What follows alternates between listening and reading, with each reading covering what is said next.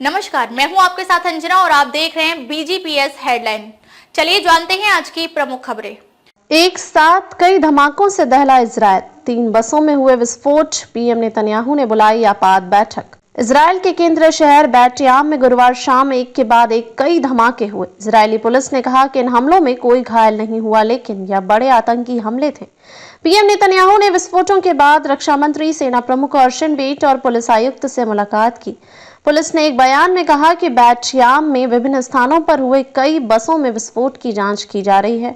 हमलों में किसी के हताहत होने की सूचना नहीं। इजरायल के प्रधानमंत्री बेंजामिन नेतन्याहू ने गुरुवार को तेल अवीव के करीब बसों पर विस्फोटों के बाद वेस्ट बैंक में गहन ऑपरेशन करने के लिए सेना को निर्देश दिया, जिसे नेतन्याहू के कार्यालय ने बड़े पैमाने पर हमले का प्रयास बताया। किसी के हताहत होने की सूचना नहीं है। विस्फोट डिपो में बसों में हुए थे और वे खाली थीं। इजरायली पुलिस ने कहा कि तेल अवीव के बाहर 2 इजरायली उपनगरों में 3 बसों में विस्फोट हुए थे और 4 विस्फोटक उपकरण पाए गए थे। स्थानीय मीडिया ने बताया कि विस्फोटक डिपो में बसों में हुए थे और वे खाली थीं। बयान में कहा गया कि संदिग्धों की तलाश के लिए बड़े पैमाने पर पुलिस बल तैनात किया गया है।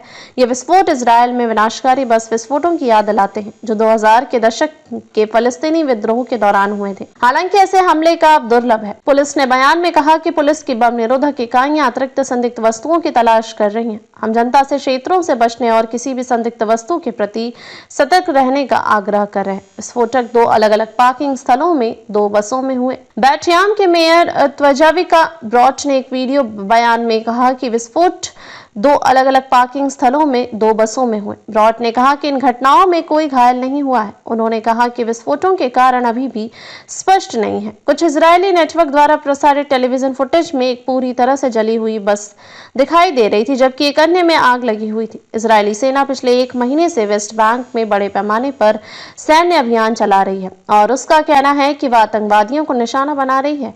वेस्ट बैंक के शरणार्थी शिविरों में हजारों फलस्तीनियों को अपने घर छोड़ने के लिए मजबूर किया गया है, जबकि घरों और बुनियादी ढांचे को ध्वस्त कर दिया गया है। हमास इजरायल के बीच युद्ध विराम कायम। 16 महीने की युद्ध के बाद फलस्तीनी आतंकवादी समूह हमास और इजरायल के बीच गाजा में नाजुक युद्ध विराम के बीच बस विस्फोटक हुए। इजरायल और हमास द्वारा उल्लंघन के आरोपों के बावजूद 19 जनवरी को लागू होने के बाद से युद्ध विराम कायम है। गुरुवार शाम इजरायल के बैट याम में हुए बस विस्फोटों ने सुरक्षा चिंताओं को और बढ़ा दिया है। भले ही इस हमले में कोई हताहत नहीं हुआ, लेकिन इजरायल के आंतरिक सुरक्षा तंत्र के लिए एक बड़ी चुनौती है। प्रधानमंत्री बेंजामिन नेतन्याहू ने तुरंत एक आपात बैठक बुलाई, जिसमें सेना प्रमुख, रक्षा मंत्री अर्शिन बेट और पुलिस अधिकारियों ने भाग लिया। इन विस्फोटों की पृष्ठभूमि में वेस्ट बैंक और गाजा पट्टी में जारी संघर्ष को नजरअंदाज नहीं किया जा सकता। इजरायली सेना पिछले कई महीनों से वेस्ट बैंक में सैन्य अभियान चला रही है, जिसके कारण हजारों फलस्तीनियों को विस्थापित होना पड़ा है।